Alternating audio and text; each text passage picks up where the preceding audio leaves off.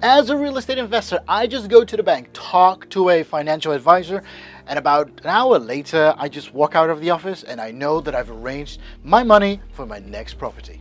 It would almost be like robbing a bank, but then of course the legal way. Because just the other week, I've shared this post that you see over here on my social media platforms. And lately I've gotten some questions on, Lucas, how do you do that? And that is what we will be discussing in today's video on how I arrange money for my real estate properties. My name is Lucas, and as an investor from xlwealth.com, I like to share interesting topics on investing, real estate, and personal finance just with you.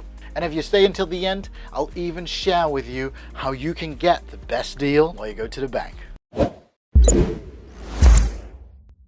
Now, the first thing I would like to discuss with you is why the bank would want to loan money to you. I'm the one purchasing the property, and I'm the one making money with the deal that I make. And I always say buying real estate is something everyone can do. But the difference is just, what do you do with it? Because if you just buy real estate to live in it yourself, it doesn't really generate you any money. Once you know how to create a business from real estate, then of course that changes the whole story. Now, there are several options that you could do before buying a property. Now, you can actually fix it up and then sell it off, and then, the profit would be your way of making money.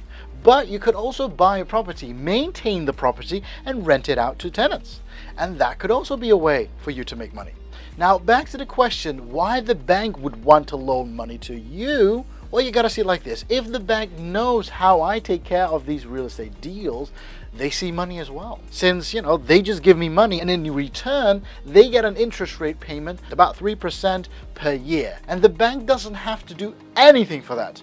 The only thing what they do is they get 3% of, whatever they're giving me each year. And if things do go wrong, I'm, like for example, I'm not able to pay up the monthly mortgage. If I don't do that for like 6 months in a row, the bank is able to demand ownership of the property that they have financed for me. So for the bank, they have the better position here, because without doing anything, just by loaning me some money, they already get the payment for many years to come.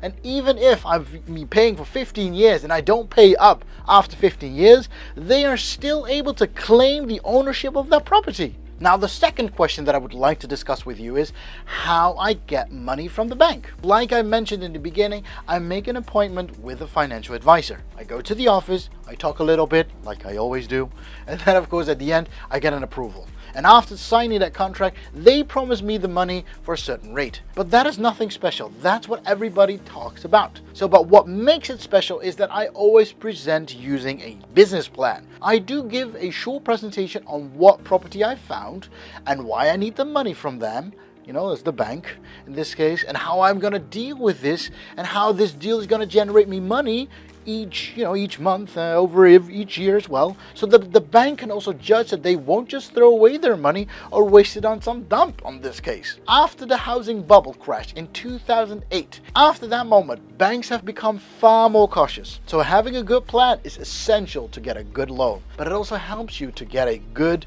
interest rate. Now, let me just go through all the pointers that I always include in my business plan. Number one, who am I? What do I do in my daily life? They have to get to know you. Now, the second thing is, what properties have I gotten? What property did I get in this case? Now, if you're an analyst, this is something that you're going to like, as if you need all the numbers for the property. How much are you going to purchase the property for? How much rent are you going to receive each month? Are these numbers really realistic? How many people are looking for a rental property in this area? The second part is all about lining up the numbers for the bank. The third option I always include is money. How do you take care of money? How much money do you need? And how much interest rate do you believe is a good amount in this case? You show them what you think is possible, and you show them what is necessary for this deal for them to work it out. And with these 3 pointers, I create a nice PowerPoint for these financial advisors. And I'll tell you this, I blow their minds, because most of these financial advisors have never seen somebody give a presentation to get a possible loan. Now, since you got to the end of this video, I would like to share with you, how do I get the best deal? The first thing I always do is I always do my due diligence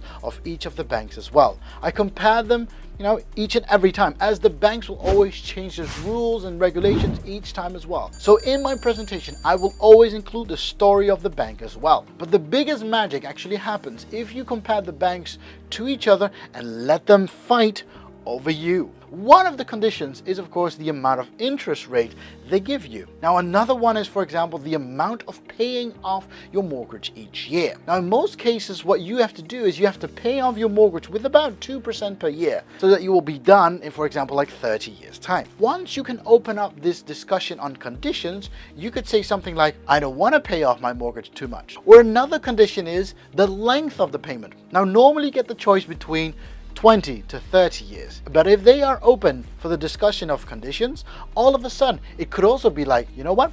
I'll be paying off that mortgage in 10 years. And after that, it is only paying off interest rate payment and not paying down the principal. If you don't have to pay off your home, you don't have to put in money into your property.